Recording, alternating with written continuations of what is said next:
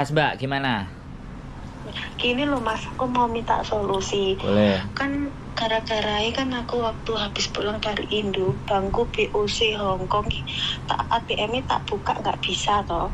Terus aku ke pihak bank, tanya kenapa gini-gini, terus pihak bank minta emailku sama nomor teleponku, terus tak kasih.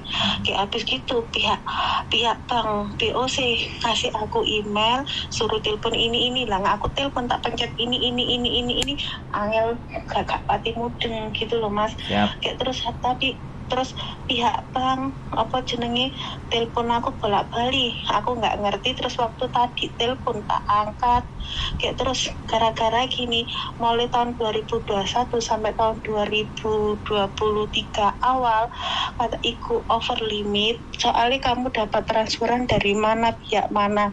Terus aku menengah Mas, nggak jawab aku. Terus